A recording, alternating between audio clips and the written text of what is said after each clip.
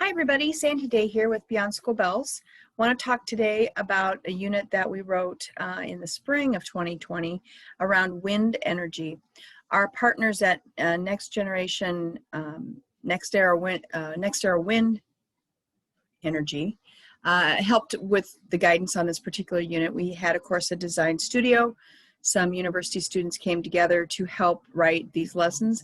They come in two forms. One is a component, and it was built for virtual life when we went learning from home in the spring of 2020. And so you'll see in the 4-lesson unit, it'll have things in there like note to parents instead of note to facilitator, because again, those 4 lessons, which are then expanded upon in the full unit, which is 12 lessons long, the 4 that I'll start showing you here in a minute were written for parents to facilitate.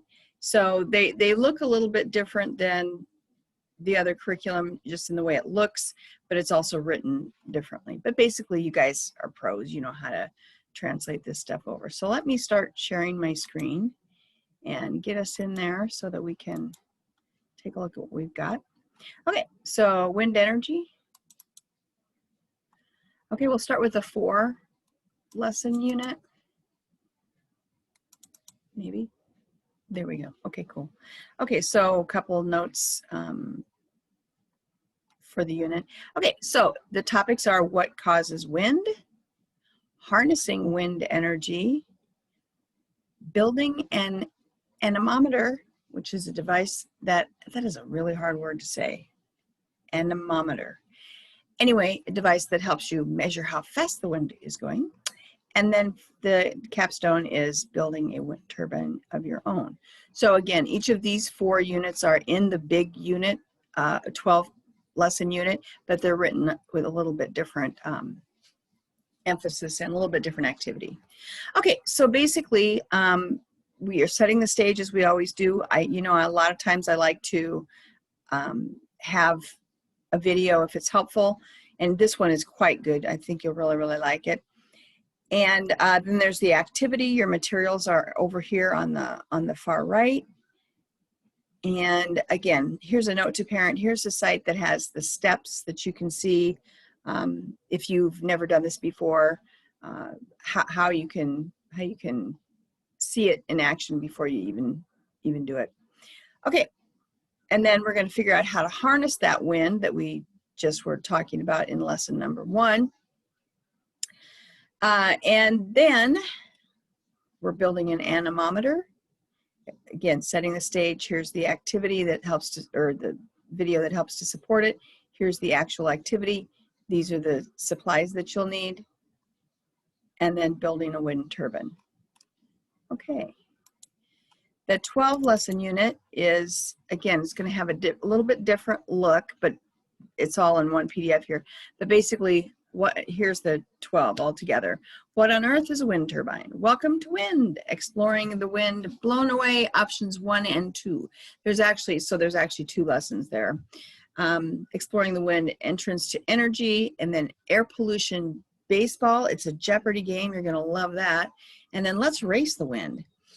Activity number 7, or lesson number 7, community connection, and up here at the beginning of the notes to the facilitator or site director, you're going to want to make that community connection early on in the unit to see if someone can come in for a visit, or you could go out depending on what school looks like.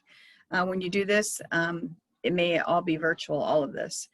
Again, with the anemometer for day 8, sailboats, history, and wind energy. Oh my, so I got a little goofy there.